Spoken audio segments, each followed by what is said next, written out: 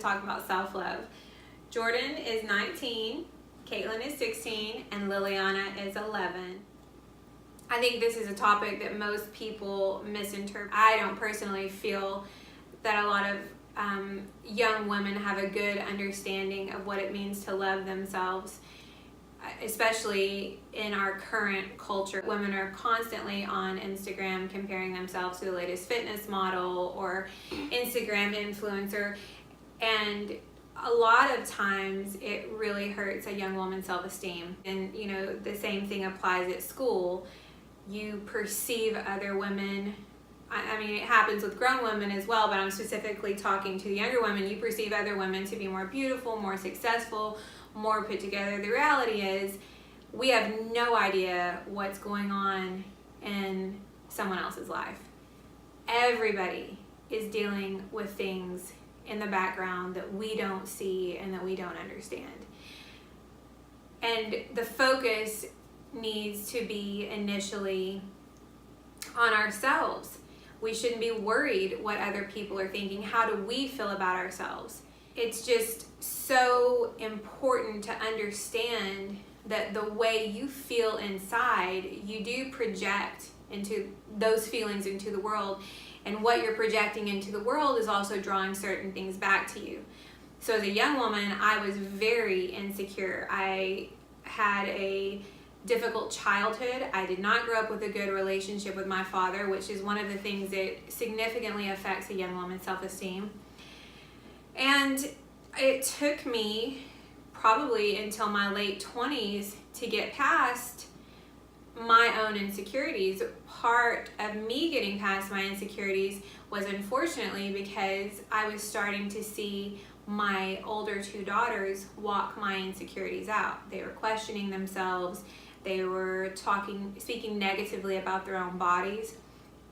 You know, and as a mother and as a woman, it's really important to realize that there are little people looking at you, emulating the things that you do and wanting to be like you. I had to get my mind right. I had to take an assessment of what I said, the way I thought about myself, and start to not only learn to love myself, but also to learn who I was so I could accept who I was. I think we oftentimes distract ourselves by trying to put, you know, personalities on that actually don't belong to us.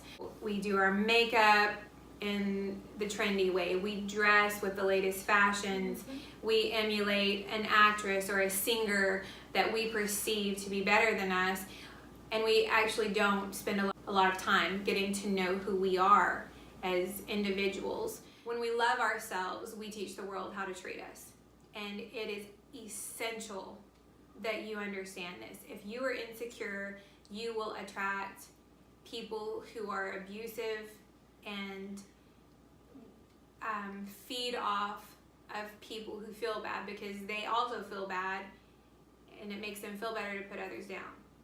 You know, you'll find that you might be a doormat in a romantic relationship, or you might be the person that feels like you're always getting the bad deal at work.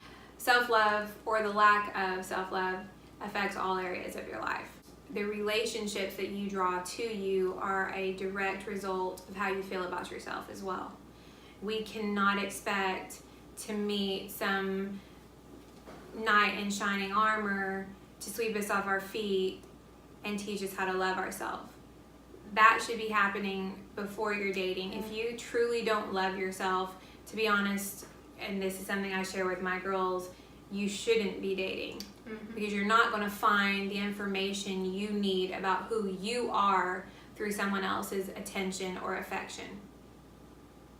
Jordan? I have two things to say, but I think I might actually start off with something that you mentioned. I like how you were talking about coming to find the truer version of yourself and not wearing so many masks. And I think finding our truer self, or who we really are, because that's a big question, it's a lot to ask someone to do, but we all are expected to do that, is finding the person like that we aspire to be. I think that it's finding basically where your dreams lie, that end road, wherever that is, whether you know exactly specifically, I want to be an author, I want to be an actress, maybe it's the same road, but it's the way that you travel the road that gets you to that destination that's all that matters. So I think that the road we travel, the end destination, is consistently learning to do things that make you more at peace with yourself. We talk a lot about self-love and body love and finding our truer selves, and it's not about being healthy. It's not about learning to be strong and beautiful. It's doing the things that honor your natural capacities and your natural urges and your dreams, and becoming at peace with those things that you're doing. I think that's something that if I could give any 19-year-old, someone my age, advice, that would be what I would give them advice to do. You know, you're not working out to find self-love. You're working out because you're honoring your natural urges. You're becoming at peace with your decisions, becoming at peace with who you want to be in your process. And I think for me as a perfectionist, you know, I've always had perfectionist tendencies. I'd be the kid to study 6 hours after school just for one test. And to get an A- on a test and come home crying so hard that I thought she failed her test. Yeah. She was a perfectionist to the extreme. Mm-hmm. And you just become habitual with it. But it was because for me personally, I was insecure and I couldn't be at peace with my journey. I couldn't be at peace with failure. And that's something that I think is really, I mean, this is the first phase of my entire life that I've been able to feel balanced and at peace with myself, and there's so much reward in doing that, and just honoring your journey and honoring your process of becoming. There's so much peace in that. Maybe embracing failure. It's very difficult for most of us to embrace failure. I think that a lot of you hear pretty much any successful person who our society calls successful speak, you're going to hear them say you need to embrace failure. Failure needs to be your best friend, because without failure there's no growth, there's no learning. So that's probably the hardest lesson to learn, but I think once we learn to accept failure, once we learn to go at peace with ourselves, with who we are, with our process, with honoring our natural abilities, our natural selves, and our place in the world, I think that's when we truly find self-love. And we start to become, start to become, right. And I wanted to point out as well, you know, she struggled with insecurity for the most part because she learned it from her mother. I mean, we have to, as parents, be honest with the things that we teach our children, whether it's positive or negative. And I taught her to question herself. It wasn't what I wanted to teach her, but I was still coming to terms with who I was. I was a young mother. To be honest with you, although there was a lot of value in having my children, I was too young mentally to raise them. So I really had to come to terms with the things going on in my life so that I could be a good mother. And that is one important aspect. If you are already a mother, you have to realize that if you are not loving yourself, and I'm not talking about, you know, getting your hair done and your nails done, again, wearing the latest fashion. I'm talking about speaking life over yourself, not allowing negative thoughts to enter your mind, because you are not going to be able to give your children the best version of yourself if your love tank is empty. And you can't expect other people to fill your tank up. That's, first of all, it's unfair, because nobody can fill it up like you can.